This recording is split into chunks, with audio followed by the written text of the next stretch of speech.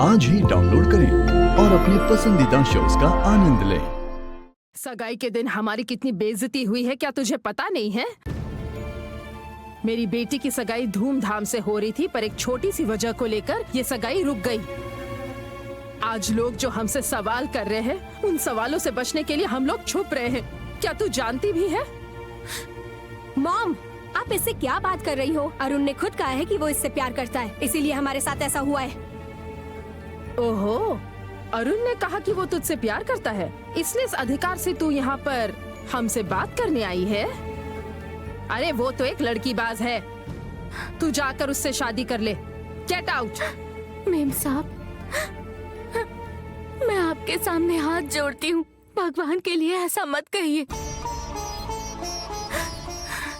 आज तक छोटे साहब ने मुझसे कभी ऐसी वैसी बात नहीं की।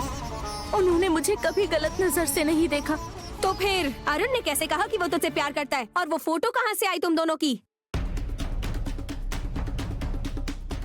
वो फोटो कहाँ से आई और छोटे साहब ने ऐसा क्यों कहा, ये तो उन्हीं को पता है। मुझे इस बारे में कुछ नहीं पता।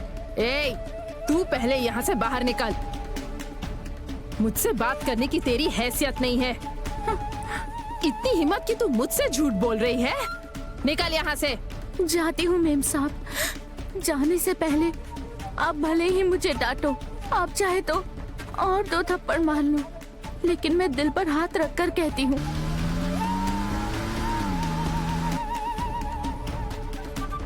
ऐश्वर्या मेम साहब, छोटे साहब बुरे नहीं हैं। घर में कोई भी उनसे सीधे मुंह बात नहीं कर रहा है, इसीलिए बाहर भटक रहे हैं। वो अपने मन का दुख किसी के साथ बात भी नहीं पा रहे हैं मेम साहब। वो हर किसी के सामने मुस्कुराकर मिलते हैं, लेकिन अकेले में रोते हैं। उनके पास धन दौलत तो है, पर इंसान के पास कितनी भी धन दौलत हो, पर उससे प्यार न मिले तो वो भटक जाता है। ऐश्वर्या मेम साहब, छोटे साहब के साथ आपकी जोड़ी बहुत अच्छी रहेगी।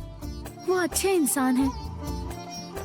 मेहरबानी करके छोटे साहब को आप ठुकराइए मत। इसका मतलब तुम ये कह रही हो कि मुझे उसके अलावा और कोई लड़का नहीं मिलेगा? मार डालूंगी तुझे। मॉम, इसे यहाँ से जाने के लिए कहो। इसको देखते ही मुझे टेंशन होने लगता है। जो बोलना था बोल दिया ना, अब निकल यहाँ से। रिकमेंडेशन कोई काम का नहीं है, अपनी मेम साहब से कह देना। उन्होंने मुझे यहाँ नहीं भेजा है। अगर आप एक बार उस घर में आकर उनसे बात करेंगी तो सारी समस्या हल हो जाएगी। एक बार बात करके देखिए, कोई ना कोई हल तो जरूर निकलेगा। ए, मुझे ये तेरी बकवास नहीं सुननी है। सुनिए, आप जाइए। आयशु, जा।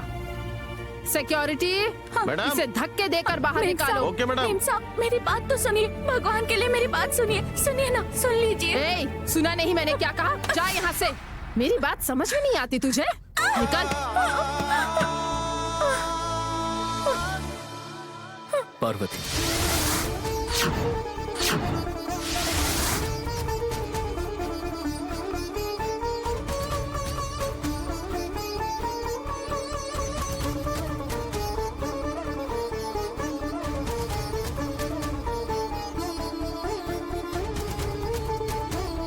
तुम यहाँ क्या कर रही हो? क्या हुआ आंटी? आप पार्वती को धक्का क्यों दे रही हैं? मैंने पार्वती को मेरे घर में जलील किया, इसलिए तुझे गुस्सा आ रहा है? इसकी वजह से मेरी बेटी की सगाई टूट गई, हमारी बेइज्जती हो गई। सोचो हमें कितना गुस्सा आ रहा होगा।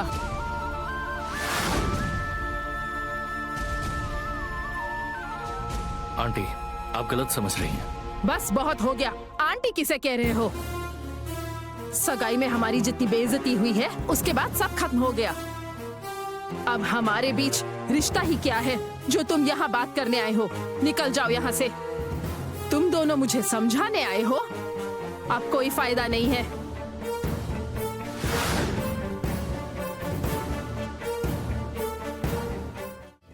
आंटी, आपका गुस्सा जायज है, मैं ये समझ सकता हूँ। आपको कितनी तकलीफ हुई है मैं ये भी समझ सकता हूँ। बस 2 मिनट के लिए मैं आपसे बात करना चाहता हूँ। जब से मेरी बेटी की सगाई टूटी है, उस बेचारी ने पानी तक नहीं पिया। तुम्हारे 2 मिनट बात करने से क्या मेरी ऐश्वर्या नॉर्मल हो जाएगी? वो इस टाइप की लड़की नहीं है। तुम लोग हमें परेशान मत करो और चले जाओ यहाँ से। आंटी प्लीज आंटी, मैं बस आपसे 2 मिनट मांग रहा हूं। मैं यहाँ किसी को परेशान नहीं करूंगा, बस आपसे बात करनी है सिर्फ 2 मिनट के लिए। पार्वती, तुम कार के पास जाकर वेट करो।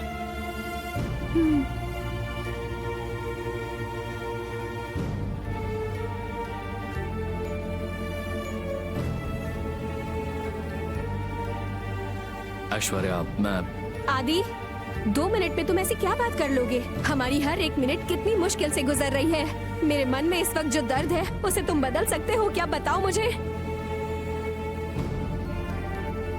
मेरी राजकुमारी जैसी बेटी की जरा देखो क्या हालत हो चुकी है। जिसकी आंखों में आज तक एक बूंद आंसू नहीं आया, आज इस बेचारी के आंखों से आंसू रुक ही नहीं रहे हैं। यहाँ से चले जाओ। आदि, जो हुआ है उसे हम एक बुरा सपना समझकर भूलने की कोशिश कर रहे हैं। अब इस बारे में तुझे कुछ भी सफाई देने की जरूरत नहीं है। अब निकल जाओ यहाँ से। आंटी, मैंने अब तक जिंदगी में कभी किसी के सामने माफी नहीं मांगी और ऐसे हालात भी कभी मेरी जिंदगी में पैदा नहीं हुए। लेकिन मेरे भाई ने जो गलती की है उसकी तरफ से मैं माफी मांगने आया हूँ। इन दोनों की सगाई धूमधाम से करवानी चाहिए, कहीं कोई कमी न रह जाए, इसलिए मैंने खुद हर एक चीज का इंतजाम करवाया। अगर हमारा इरादा सगाई को रोकना या फिर आप लोगों को बेइज्जत करने का होता तो हम लोग इस तरह बढ़ चढ़कर इंतजाम नहीं करते। आप लोग जरा इस बात पर गौर करके देखिए।